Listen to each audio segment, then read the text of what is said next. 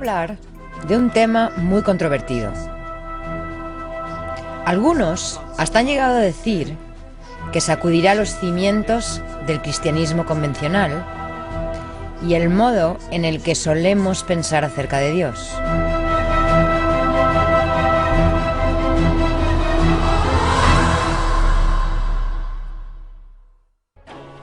Uno de los jefes militares más grandes de todos los tiempos dijo esto de Jesús de Nazaret: es imposible hacer una comparación entre él y cualquier otra persona de este mundo. Alejandro el Grande,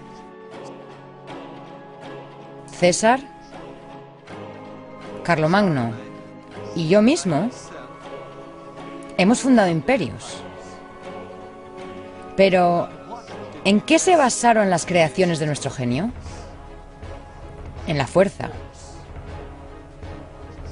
Jesucristo fundó su imperio sobre la base del amor. Y hoy en día, 18 siglos después, hay millones de personas que todavía morirían por él. Esto lo dijo Napoleón Bonaparte cuando estaba exiliado en Santa Elena. Él era un hombre que entendía muy bien la diferencia entre el poder y la fuerza, y lo expresó memorablemente en esas palabras. ¿Qué fue lo que le dio a Jesús tal poder? Como para que el doctor James Allen pudiera decir tan apropiadamente hace 80 años estas palabras. Todos los ejércitos que han marchado, todas las flotas que se han hecho a la mar, todos los parlamentos que se han reunido, todos los reyes que han reinado, sumados, no han afectado la vida de la raza humana tan poderosamente como este único hombre. Pero la importancia de Jesús no se reduce a la enorme influencia que aún ejerce indudablemente 20 siglos después de su crucifixión. Lo realmente importante es que sabemos que él tenía planes muy definidos para aquellos que aprendían y aplicaban sus enseñanzas. A usted y a mí nos causa verdadera intriga que una persona con esa clase de poder dijera que todo aquel que siguiera sus enseñanzas sería capaz de hacer sus mismas obras y aún más. Pero ¿dónde está la prueba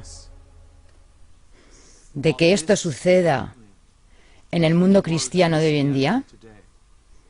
En ninguna parte. ¿Por qué no hay pruebas? La respuesta obvia ha de ser que sus enseñanzas no se han entendido ni seguido adecuadamente. Y esto nos lleva inmediatamente a suponer que tampoco nunca se ha entendido quién fue él en realidad. Si este es el caso, entonces una investigación sobre este tema es realmente algo que podría sacudir los cimientos del cristianismo convencional actual y todos los modos de ver a Dios a los que nos hemos acostumbrado tanto. ¿Qué sabemos realmente de la vida de Jesús? Pocos dudan que Jesús de Nazaret sea una de las grandes figuras fundamentales de toda la historia humana. Los miles de millones que veneran su nombre hoy en día son un testimonio elocuente de que esto es verdad. Todas las naciones que hoy dominan el poder político y la economía del mundo afirman haberse inspirado en su enseñanza. Pero es increíble que sepamos tan poco acerca de una persona que ha ejercido tanta influencia durante 2 milenios. Es increíble que sepamos tan poco de él. El Nuevo Testamento cristiano no nos da ninguna idea de cuál pudo haber sido su aspecto físico. No hay ninguna constancia de que él haya escrito algo, aunque sin duda debió hacerlo. Pero si en verdad dejó algo escrito, no ha sobrevivido. Los detalles de su vida personal son escasos. La mayoría de lo que sabemos procede de los llamados evangelios canónicos de Mateo, Marcos, Lucas y Juan. Pero aunque se trate indudablemente de fuentes importantes, es evidente que no estaban interesados en dar detalles de una biografía de Jesús, ni siquiera rudimentaria. Más del 80% de la vida de Jesús no consta en el Nuevo Testamento. La mayoría de los expertos en la Biblia hoy en día fechan esos 4 evangelios entre los años 60 y 110 después de Cristo. Sin embargo, el manuscrito más antiguo que se posee completo data del siglo IV, aunque existen fragmentos que se remontan al siglo II. Hay algunas referencias a Jesús en fuentes que no pertenecen al Nuevo Testamento ni a las epístolas y evangelios gnósticos, pero son solo referencias hechas al pasar. El famoso historiador judío Flavio Josefo, que escribió el libro Antigüedades de los Judíos a principios de los años 90 de nuestra era, menciona la muerte de Jaime, a quien él llama el hermano de Jesús. Otro pasaje que se refiere a Jesús es considerado por algunos como un agregado hecho por cristianos primitivos de un periodo posterior, o al menos que fue redactado por cristianos de una época posterior, ya que contiene una profesión de fe que no podría provenir del propio Josefo, que estaba muy lejos de ser un cristiano. Plinio el Joven le escribió una carta al emperador Trajano en el año 111, en la que le pedía instrucciones para lidiar con cristianos que, según él, cantaban himnos a Cristo como si fuera un dios. El historiador Tácito, en sus escritos de alrededor del año 116, describe el gran incendio de Roma en tiempos de Nerón en el año 64. Y dice que Nerón intentó culpar del mismo a los comúnmente llamados cristianos, según sus propias palabras. Declara que Christus, el fundador de ese nombre, fue ejecutado por Poncio Pilato durante el reinado de Tiberio César. El historiador romano Suetonio menciona la expulsión de los judíos de Roma después de los disturbios provocados por un tal Crestus. Eso figura en su obra La vida de Claudio. Y algunos consideran que esta podría ser una referencia a Jesús, pero yo no. Y esa es la única información que hay. Tratándose de una persona que ejerció una influencia tan impresionante durante 2000 años de historia, es muy poca información. En 1945, en Nag Hammadi, en el Bajo Egipto, se descubrieron las copias de 52 textos antiguos.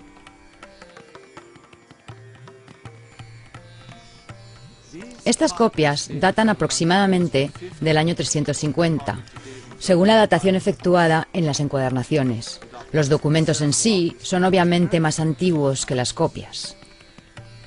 Y esta colección, que seguramente fue enterrada en una época en que estos textos gnósticos y sus lectores fueron objeto de censura y persecución, es una clara muestra de que en aquel tiempo el número de textos sagrados que se tenían en alta estima y que hablaban de la vida y misión de Jesús era muy superior a lo que hoy contiene el Nuevo Testamento cristiano. También su mensaje acerca de Jesús era muy diferente al del Nuevo Testamento. El éxito extraordinario de la novela El Código da Vinci es un testigo elocuente de la pasión que el mensaje de estos textos puede despertar en ambos bandos, incluso hoy en día. Es muy probable que los originales de algunos de esos documentos se remonten al tiempo de los apóstoles. Y estoy pensando especialmente en el Evangelio de Tomás, al que todos consideran el hallazgo más importante de los textos de Nag Hammadi. Los documentos de Nag Hammadi transmiten una imagen de Jesús muy diferente de la del Nuevo Testamento. El Evangelio de Tomás contiene enseñanzas de Jesús que están redactadas en un estilo mucho más antiguo que el que utiliza el Nuevo Testamento para expresar las enseñanzas. Y el Evangelio de Tomás contiene muchas otras enseñanzas que ni siquiera se encuentran en el Nuevo Testamento.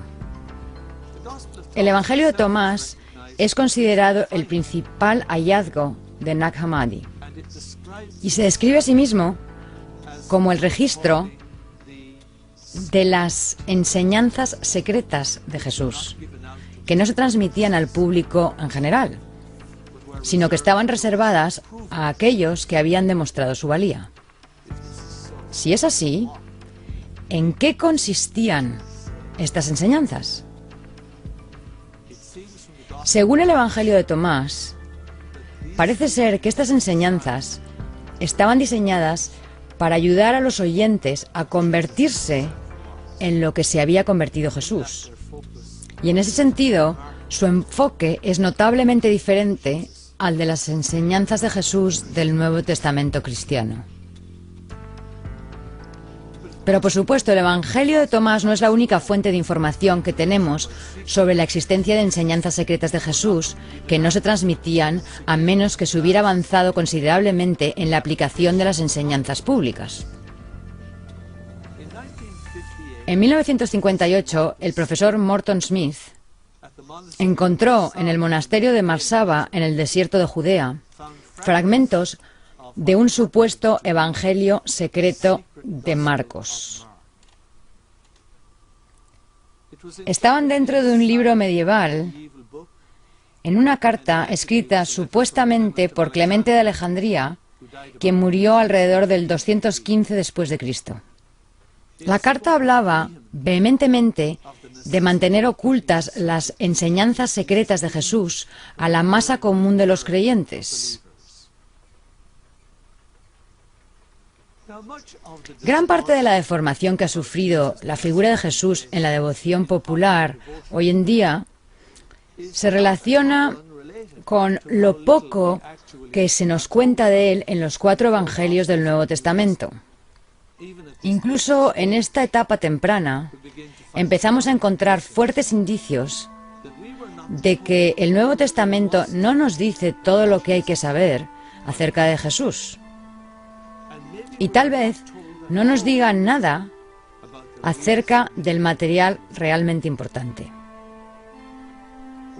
Una cosa es segura: los documentos que se están descubriendo ahora muestran una imagen de Jesús y sus enseñanzas totalmente opuesta a esa figura caramelada de la devoción popular de la que todos hemos oído hablar en la niñez. La imagen de Jesús dulce y manso como un cordero. ¿Cómo podría alguien suponer que esto podría describir a una persona que jamás dudó en proferir el mayor insulto que un judío podía dirigir a los fariseos al llamarlos raza de víboras? A ellos que detestaban la serpiente. Al pérfido rey Herodes lo llamó públicamente zorro. Y tenía una personalidad tan poderosa que podía caminar desarmado en medio de una muchedumbre asesina resuelta a empujarlo desde un precipicio. Las autoridades civiles de la época lo consideraban un peligro público para el Estado. Él era, en verdad, tal como lo llamó una tradición cristiana primitiva, el león de la tribu de Judá. ¿Qué pasó? Cuando observamos la suma total de estos trozos incompletos de la vida de Jesús que nos cuenta el Nuevo Testamento, nos encontramos que hay mucho debate en cuanto al tiempo y las circunstancias de su nacimiento. Los evangelios de Mateo y Lucas dan cuenta de su genealogía, pero con diferencias significativas. La genealogía de Mateo, cuyo interés era demostrar que Jesús, siendo el Mesías, descendía del rey David, enumera 42 personas en orden descendente, desde Abraham hasta Jesús. Mientras que San Lucas, cuyo interés era mostrar a Jesús como el Hijo de Dios, cita 77 nombres en orden ascendente. Y casi la mitad de los mismos son, por lo demás, completamente desconocidos para la historia. Se ha dicho que Mateo hace alusión al linaje de José, el padre de Jesús, y que Lucas se refiere al linaje de su madre, María. Lo cual, por supuesto, es una solución muy cómoda. Y las soluciones cómodas rara vez son verdaderas. Pero también se ha especulado lo contrario. La Iglesia Ortodoxa Oriental y la Iglesia Copta de Egipto, que se remonta a los comienzos mismos del cristianismo, consideran que Lucas alude a la genealogía de María, la madre de Jesús. Recuerdo que hace algunos años, en Florida, mi viejo amigo y una eminencia en el estudio de las Escrituras, Raymond Brown, me dijo, mientras yo lo ayudaba a revisar su último libro, dijo que el problema de intentar combinar las dos genealogías y encontrarles un sentido así es que Jesús acaba teniendo demasiados ancestros. Sin embargo, tener muchos ancestros es el menor de los problemas que surgen del Nuevo Testamento con respecto a Jesús hoy en día. Los evangelios de la infancia de Jesús del Nuevo Testamento nos cuentan que la Sagrada Familia tuvo que huir a Egipto para escapar de la persecución del rey Herodes. El rey Herodes Antipas el Grande. Su hijo también se llamaba Antipas, que quería dar muerte a Jesús porque era un posible pretendiente a su trono. Herodes el Grande, que reconstruyó el templo de Salomón, fue un rey títere, colocado por los romanos en el año 63 a.C., en un trono muy inestable. El rey Herodes el Grande no era judío, sino árabe.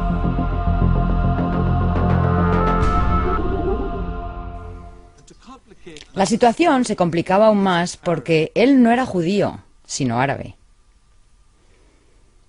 En un intento de consolidar su poder, Herodes se casó con Mariam, la última princesa en línea directa de la dinastía Asmonea, a la cual él había sustituido. Los asmoneos eran descendientes de Judas Macabeo, el gran héroe que en el año 136 a.C. había liberado a Judea de los gobernantes seleucidos de Siria, que a su vez descendían de uno de los generales de Alejandro Magno.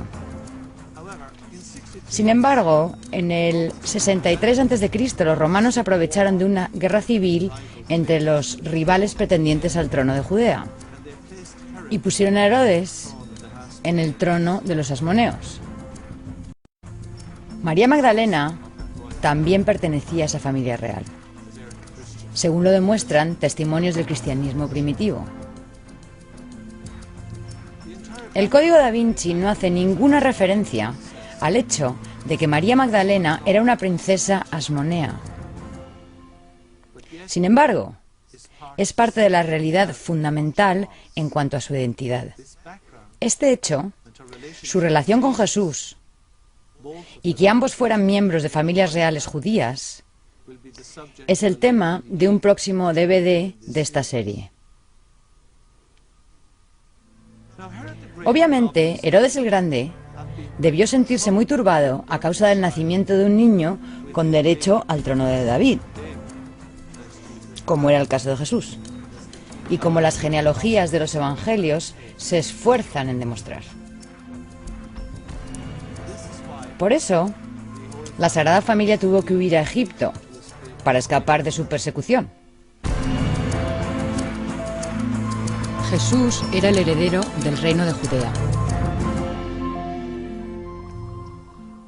No se nos dice nada acerca de qué hizo la Sagrada Familia en Egipto. Y después de que Jesús regresara de Egipto, San Lucas no nos cuenta nada más sobre él hasta que visita el templo durante la Pascua para su bar mitzvah, suponemos que a los 12 años. Después de este incidente, nos dice que bajó con sus padres y vino a Nazaret y vivía sujeto a ellos. Y nos dice que Jesús progresaba en sabiduría, en estatura y en gracia ante Dios y ante los hombres. Eso está en el Evangelio de San Lucas, capítulo 2, versículos 51 y 52. Para aquellos que estén alerta y sean perceptivos, es una frase encubridora donde las haya. Así que tenemos dos grandes lagunas en la historia de la vida de Jesús. Dos lagunas muy significativas. La primera tiene que ver con el tiempo que pasaron en Egipto. Al menos los evangelios nos dicen que realmente fueron a Egipto. Pero ¿cuánto tiempo se quedaron allí y qué hicieron allí? De eso no nos dice nada el Nuevo Testamento. Asimismo, el Nuevo Testamento tampoco nos dice nada acerca de lo ocurrido al regreso del exilio, o si estuvieron allí 2 años u 8 años, como afirman algunas tradiciones. El siguiente dato que nos da es que Jesús visita el templo a los 12 años. ¿Qué pasó entre tanto? Después del incidente en el templo a los 12 años, se produce la segunda gran laguna en la historia. No se nos dice ni una sola palabra de lo que pasa con Jesús desde los 12 años de edad hasta que aparece en el río Jordán para que lo bautice su primo Juan a la edad de 30 años. ¿No es increíble? 18 años no es poco tiempo, especialmente en un lapso de vida de solo 33 años. Fue más tiempo que el resto de toda su vida. ¿Qué hizo durante esos 18 años? Que fueron más de la mitad de su vida. Respecto a eso, la historia cristiana ha guardado un silencio sepulcral. Bajó a Nazaret, como nos dice el Nuevo Testamento, y trabajó en la carpintería con José, como cuenta la tradición. Supuestamente haciendo mesas, sillas y comederos para pájaros. Si ese fuera el caso, entonces yo recomendaría encarecidamente que todos nos dedicáramos a la carpintería. Porque cuando terminó su supuesto aprendizaje de carpintero, era capaz de curar a los enfermos, resucitar a los muertos, caminar sobre el agua y dar de comer a 5.000 personas con 5 gazas de pan y unos pescados.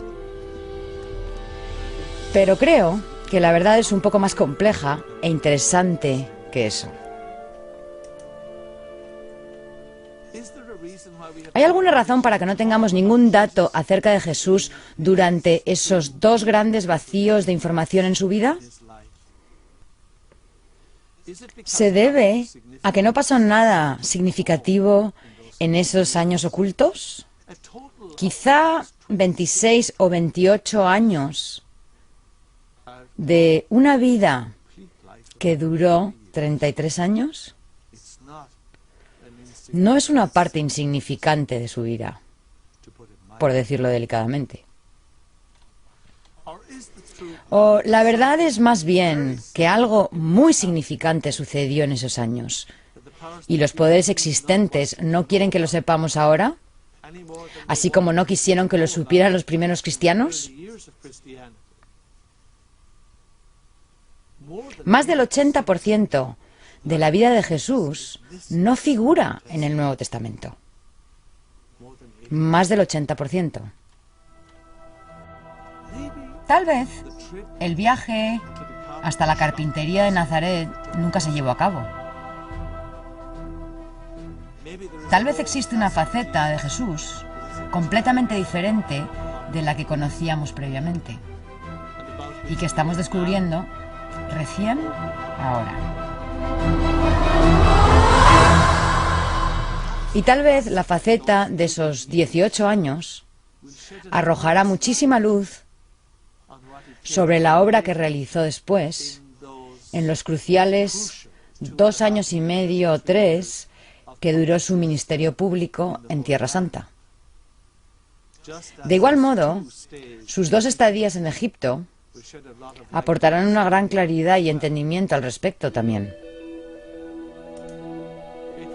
Revolucionará nuestro modo de entender a Jesús y su misión.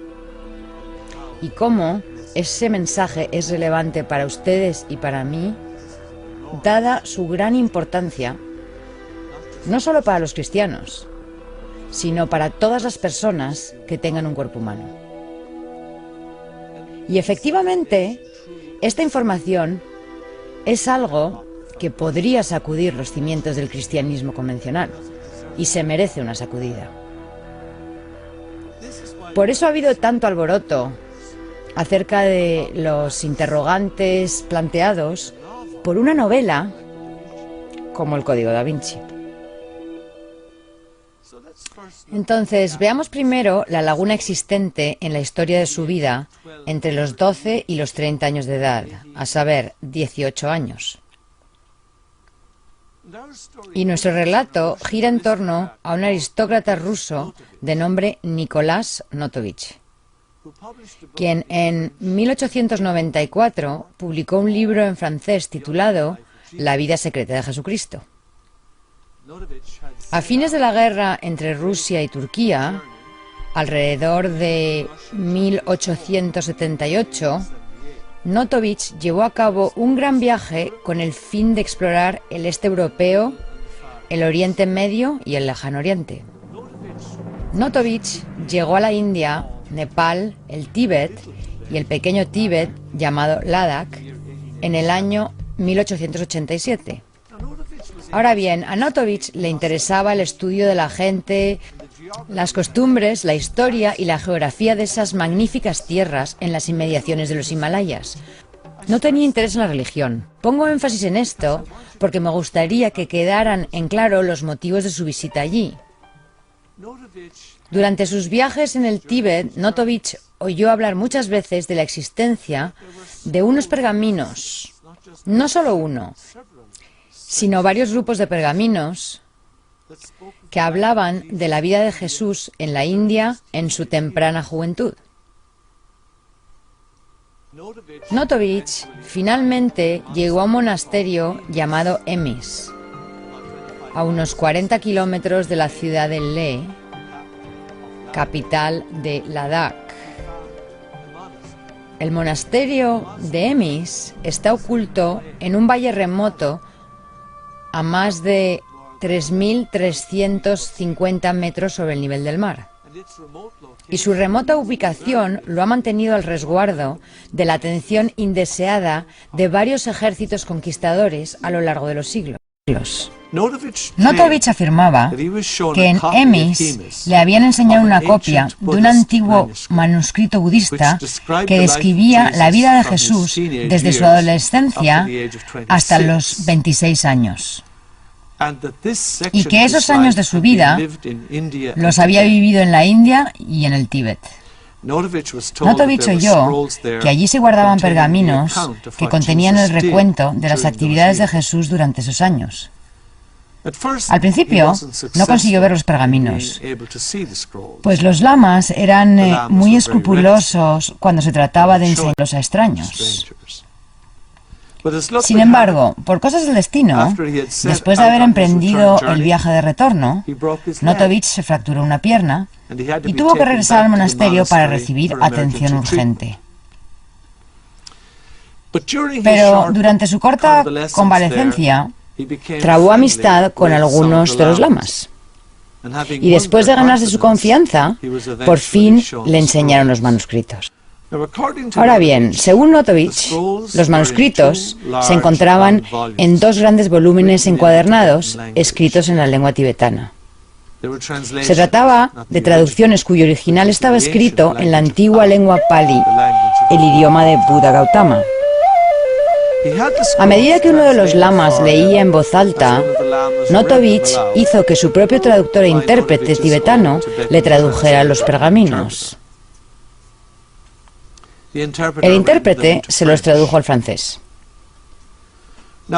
El recuento de la vida de Jesús que encontró Notovich estaba diseminado en los volúmenes sin una secuencia en particular.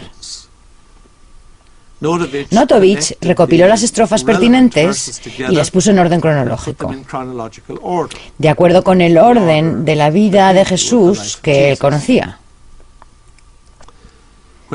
A su regreso a Europa, intentó publicar el recuento de lo que supuestamente había hecho Jesús en el Tíbet, la India y Cachemira en esos años, bajo el título La vida de San Isa, ISSA, el mejor de los hijos del hombre. Los pergaminos de Notovich afirman haber sido escritos 2 o 3 años después de la crucifixión. Era un corto folleto que contenía solo 244 estrofas. El recuento, en esos manuscritos, fue escrito presuntamente unos 3 o 4 años después de la crucifixión de Jesús y se basaba en el testimonio de los mercaderes de la India que habían presenciado el acontecimiento en persona. Una vez que Notovich regresó a Europa, la odisea que precedió a la publicación del material empezó a aflorar. Es muy interesante y sin duda es algo que no hubiera ocurrido si quienes habían oído hablar de los documentos en Europa los hubieran considerado una ficción. El arzobispo de Kiev le aconsejó que no los publicara.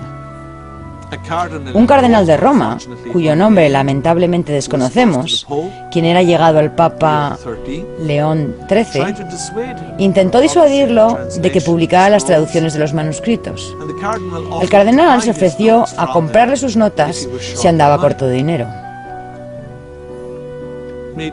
Huelga decir que Notovich rechazó la oferta. Un tal cardenal Rotelli lo desalentó en París. Todos estos nombres se pueden comprobar. El cardenal Rotelli no era el arzobispo de París, como uno esperaría, sino el nuncio del Papa en Francia.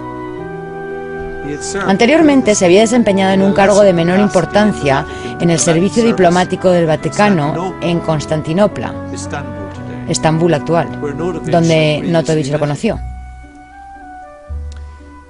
El cardenal Rotelli dijo que la Iglesia ya había sufrido bastante por la crítica hostil y preguntó qué impacto tendría esta historia en el cristianismo si se hacía de dominio público. No es precisamente la reacción de un hombre que creía que los pergaminos eran un fraude.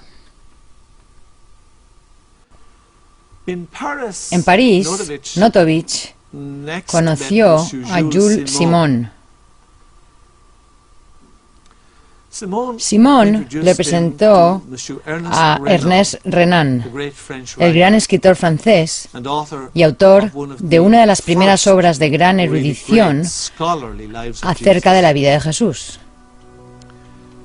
Renan se ofreció a presentar los escritos a la Academia Francesa, Pero Notovich sintió que todo el mérito de los pergaminos recaería en Renan, mientras que él solo sería reconocido marginalmente como la persona que los encontró. Notovich entonces decidió publicarlos por cuenta propia, lo cual concretó al año siguiente, después de que Renan hubiera fallecido. La publicación fue un gran éxito, como era de esperarse.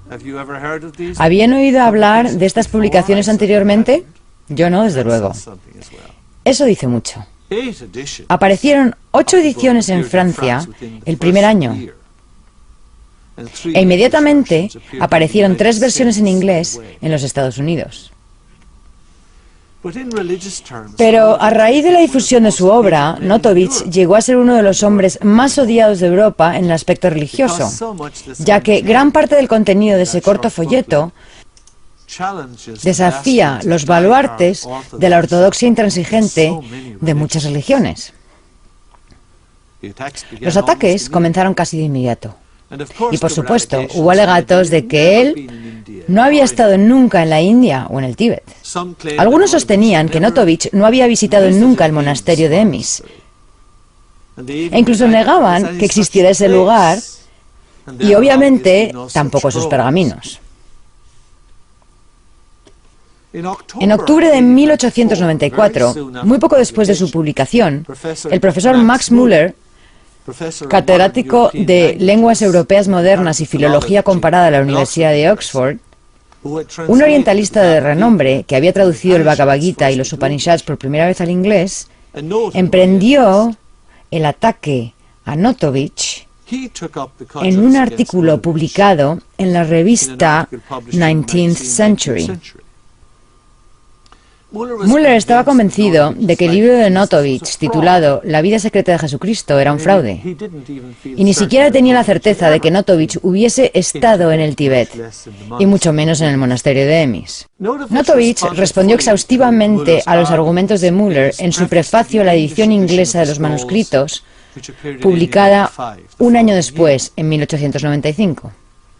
Müller, por ejemplo, había dicho que, de haber existido realmente ese presunto libro publicado por Notovich, debería figurar en los 2 grandes catálogos en los que supuestamente se registra toda la literatura tibetana, el Kanjur y el Tanjur. Pero Notovich respondió que las estrofas que él había publicado no se habrían registrado en ningún catálogo, precisamente porque se hallaban diseminadas en distintos lugares de los manuscritos, en muchos manuscritos distintos, entremezcladas con información sobre muchos otros temas y sin ningún título formal que las identificara. Müller también afirmó haber recibido una carta de una dama que había visitado el monasterio de Emis poco después de la publicación del libro de Notovich. Ella dijo que los lamas le habían manifestado que nunca habían oído hablar de Notovich ni de una vida desconocida de Jesús escrita en pergaminos que se guardarán en Emis. Notovich replicó que los tibetanos habían optado por ser prudentes debido a sus desagradables experiencias con los occidentales. Y cuando los conquistadores europeos indagaban acerca de los tesoros literarios del monasterio, ellos sospechaban, con justa razón, que lo hacían porque querían llevárselos para siempre. Y ya habían sufrido pérdidas de esa naturaleza en el pasado. Ahora, aquí sería interesante presentar algunos antecedentes. El renombrado explorador portugués Vasco de Gama, quien navegó en la región del Cabo de Buena Esperanza y estableció una ruta de comercio entre Portugal y el Oriente,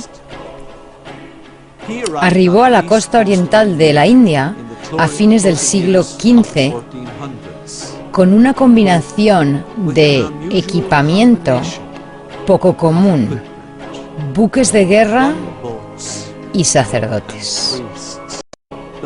El Papa de la época, quien obviamente sentía que era su derecho, había dividido al mundo entre los españoles y los portugueses.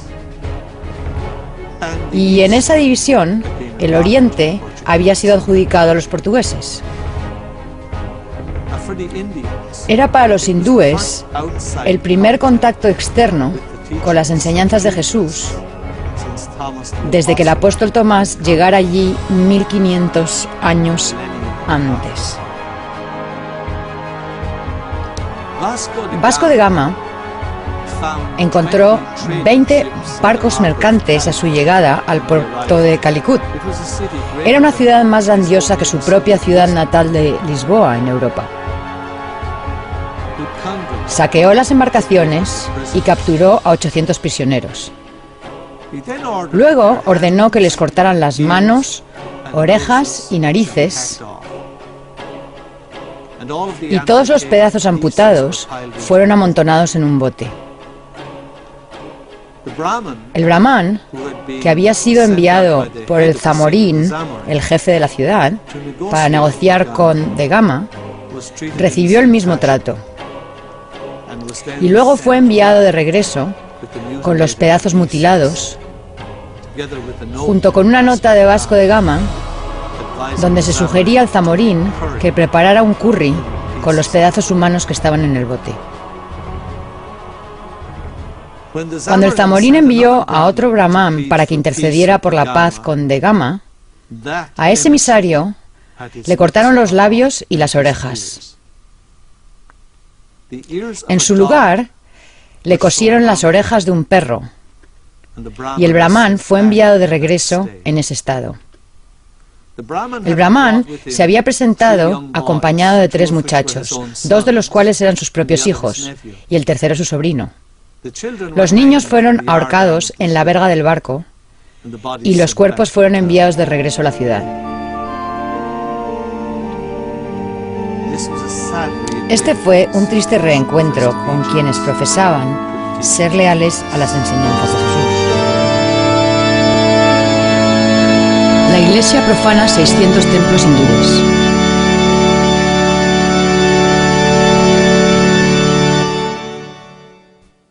En cuestión de unas décadas, a partir de su llegada, según sus propios registros, los europeos habían destruido 601 templos en 131 aldeas. Los frailes franciscanos, quienes lamentablemente veneraban a Francisco de Asís como su patrono, destruyeron 300 templos hindúes en Bardez, y los jesuitas destruyeron 280 en Salsette. Francisco Javier, a quien la Iglesia Católica venera como el santo patrón del Oriente, escribió a la sede lo siguiente: en cuanto llego a un villorrio pagano, una vez que todos han sido bautizados, doy órdenes de que se derrumben todos los templos de los falsos dioses y que todos sus ídolos sean destruidos. No le puedo dar una idea, dijo, de la alegría que me embarga al ver que esto se cumple. Palabras textuales. Los padres de la Iglesia prohibieron a los hindúes, so pena de terribles castigos, el uso de sus propios libros sagrados y prohibieron el ejercicio de su propia religión. Los templos fueron destruidos y bajo pena de prisión, tortura o muerte, se les prohibió que oficiaran sus servicios religiosos a la manera del Dios de sus padres. Estas palabras son de Sassetti, quien estuvo en la India desde 1578 hasta 1588. Para el pueblo de la India, este fue un reencuentro realmente desafortunado con las enseñanzas de Jesús, las cuales había llevado por primera vez a sus tierras el apóstol Tomás. Los relatos de estas atrocidades se difundieron a lo largo y a lo ancho del subcontinente y contribuyen a explicar la profunda desconfianza que posteriormente sentían en sus encuentros con los occidentales. Todo esto es muy pertinente a la investigación de lo que sostiene Notovich y de los visitantes que acudieron al monasterio de Emis después de la publicación de su libro. Solo hay que imaginarse la aprensión que sentiría el jefe de un monasterio remoto al enfrentarse a un alto funcionario británico en una época en que el poder cristiano británico en la India estaba en su apogeo, y cuando los temas que supuestamente abordaban los pergaminos amenazaban los cimientos sobre los cuales el cristianismo erigió la visión de sí mismo como la única religión verdadera. J. Archibald Douglas, quien era catedrático de la Universidad Estatal de Agra, en la India, ciudad donde se encuentra el Taj Mahal, leyó el libro de Notovich poco después de su publicación. Se tomó 3 meses de vacaciones de la universidad y se dirigió al monasterio de Emis para tratar de llegar al fondo del asunto. Afirmó haber tenido un encuentro con el jefe lama de Emis, quien negó una vez más todo conocimiento de un tal Notovich o de la existencia de unos pergaminos. Un funcionario de la misión cristiana de Moravia en la ciudad de Leh, que, como dije antes, estaba a 40 kilómetros del monasterio de Emis, un funcionario de la misión de Moravia, un tal hermano Weber, también escribió acerca de Notovich. Inicialmente negó que Notovich hubiese estado en Leh. Nadie había oído hablar de él, dijo. Pero los 2 moravos que habían conocido a Notovich, el hermano Retzloff y el doctor K. Marx, habían fallecido en 1891. Sin embargo, muy a su pesar, el hermano Weber encontró posteriormente una entrada en el diario de la misión que confirmaba la visita de Notovich a Leh cuando éste había indicado.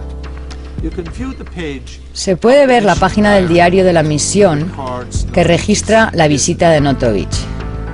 La primera imagen que aparece en la pantalla muestra la fotografía de la entrada escrita a mano. Y la segunda foto, que tiene un área resaltada en amarillo, es una traducción de la sección donde se hace referencia a Notovich bajo las iniciales NN, Nicholas Notovich. Ahora bien, el libro de Notovich se publicó nuevamente en Nueva York en 1926, y eso inspiró al profesor Edgar J. Goodspeed de la Universidad de Chicago a publicar otro ataque en contra del libro en nombre del cristianismo. Dijo que se arguía que los pergaminos habían sido escritos unos pocos años después de la crucifixión de Jesús, pero en apariencia dependían del material sobre Jesús contenido en los evangelios de San Mateo y San Lucas, los Hechos de los Apóstoles y la Epístola a los Romanos, que se escribieron décadas después de la crucifixión. Goodspeed señala correctamente que Notovich estaba errado en su cita del Evangelio de San Lucas, capítulo 1, versículo 80. El niño crecía y su espíritu se fortalecía y vivió en lugares desiertos hasta el día de su manifestación en Israel. Notovich dijo que este texto era una prueba concluyente de que nadie sabía dónde había ido Jesús hasta que reapareció repentinamente 16 años después. Por desgracia, para los esfuerzos de Notovich, Jesús no había aparecido aún en el Evangelio de San Lucas en este punto, y la referencia corresponde a su primo Juan, y no a Jesús. Que Notovich no conociera perfectamente las Escrituras, desde luego no cuenta como argumento en contra de la legitimidad de los pergaminos, y sigue siendo un hecho contundente que más de un 80% de la vida de Jesús no figura en el Nuevo Testamento, y tampoco hay una sola frase en ninguno de los 4 evangelios escrita por alguien que lo conociera personalmente. Por supuesto, no dependemos únicamente de Notovich para tener pruebas de la existencia de los pergaminos de Isa, como se les llama, dado que en los manuscritos de Notovich Jesús era conocido por el nombre de Isa. Swami Abednanda, quien era discípulo de Ramakrishna, había leído el libro de Notovich cuando vivía en América, y en 1922 finalmente se le presentó la oportunidad de viajar al monasterio de Emis con la intención de refutar la historia de Notovich como una completa patraña. Sin embargo, cuando explicó el objeto de su visita a los lamas de Emis, muy al contrario de la recepción que había recibido la gran figura del poder occidental, Archibald Douglas, los lamas confirmaron que Notovich efectivamente había estado en el monasterio de Emis y que le habían enseñado los pergaminos donde se hablaba de la vida de Isa. Abhenanda vio un manuscrito que le presentaron y del cual le dijeron, tal como se lo habían dicho a Notovich, que era una traducción al tibetano de un documento cuyo original estaba en la lengua Pali y se hallaba guardado en un monasterio en Marburg, cerca de Lhasa. Abhenanda hizo su propia traducción de los manuscritos, que posteriormente publicó. Fueron publicados en bengalí. Elizabeth Clare Prophet finalmente hizo que esa versión se tradujera al inglés. Y yo he cotejado las dos traducciones inglesas con sumo cuidado, la de Notovich y la del diario de Abhenanda. Obviamente son dos traducciones diferentes del mismo material. No cabe duda de eso. Sin embargo, cabe notar que Abhenanda omite las secciones de los manuscritos de Notovich donde Jesús hace una crítica mordaz de los Vedas, los escritos sagrados, así como del budismo y el hinduismo. Eso se omitió en la versión de Abhenanda. Dado que los pergaminos contienen una crítica tan fuerte de los escritos más sagrados de la India, la posibilidad de que hayan sido falsificados por un budista o un hindú es extremadamente improbable. El doctor Nicholas Roerich, el erudito y artista ruso, que fue nominado para el Premio Nobel en 1928 y que hoy tiene un museo de su obra en Manhattan, había visitado Emis en 1925, junto con su esposa y su hijo George, que hablaba el tibetano con fluidez. Y publicó su testimonio de que la creencia de que Jesús había vivido en la India era muy popular en todos los lugares que había visitado, si bien era obvio que los lugareños se mostraban extremadamente reticentes en cuanto a decirlo abiertamente por miedo de ofender a los poderosos occidentales que controlaban su destino. En 1939, justo antes de la Segunda Guerra Mundial, Elizabeth Caspary, renombrada música suiza y amiga de la gran pedagoga María Montessori, visitó Emis en compañía de Clarence Gask, quien en ese entonces era la directora de la Asociación Mundial de la Fe. No tenían conocimiento previo de Notovich y nunca habían oído hablar de los pergaminos. Sin embargo, un día durante su estadía en el monasterio, inesperadamente, el bibliotecario y otros dos monjes se aproximaron y les presentaron 3 manuscritos protegidos con una seda ornamentada que ellas desenvolvieron. El bibliotecario entonces les dijo: estos libros dicen que vuestro Jesús estuvo aquí. La señora Caspary fotografió al bibliotecario exhibiendo los pergaminos. Y aquí pueden ver la fotografía.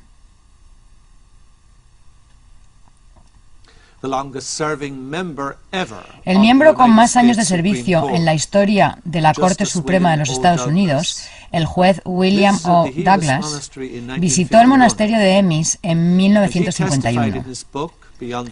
Y en su libro Más allá de los Altos Himalayas, testificó que la gente allí creía que Jesús había visitado Emis y que las leyendas describían su estadía en el Tíbet con cierto detalle. El doctor Robert Ravitch, profesor de antropología de la Universidad Estatal de California, fue a Emis en 1975 y un amigo, que era un eminente médico local en Leh, le manifestó que en el monasterio había documentos que afirmaban que Jesús había estado allí.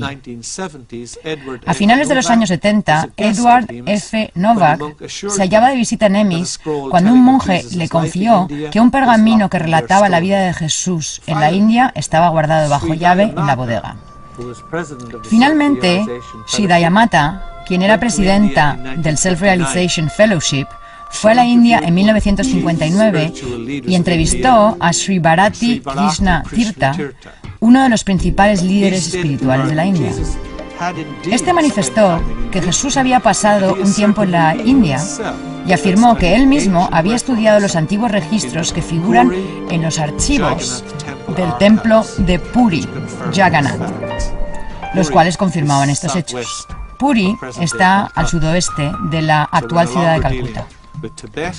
De modo que ya no estamos hablando del Tíbet y su incierto destino después de las ocupaciones comunistas, sino más bien de un templo que aún sigue allí, en la India, en pleno funcionamiento el día de hoy.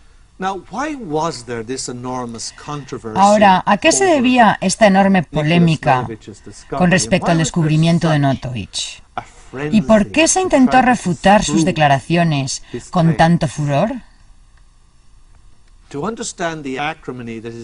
A fin de entender la animosidad que produjo su información, es necesario que retrocedamos y revisemos algunas de las ideas que presenté en el primer volumen de esta serie.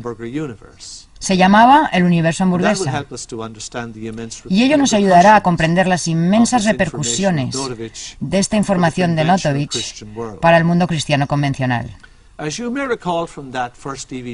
Como tal vez recuerden de ese primer volumen de esta serie, hace unos 10 años inventé una imagen humorística con el fin de describir la manera en que la persona común concibe a Dios y nuestra relación con Él.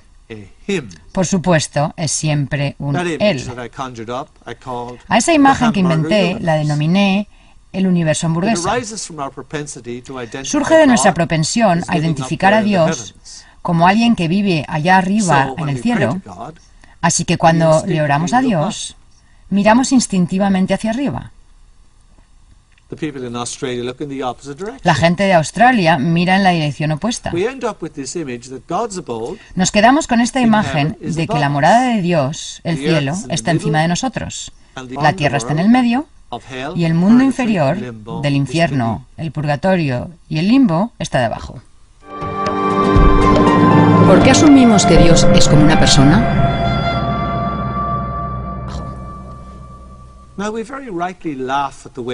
Ahora bien, nos reímos con toda justicia de la forma tan burda en que pensamos acerca de quién es Dios. ¿Cuál es nuestro propósito en la vida y qué podemos esperar después de la muerte?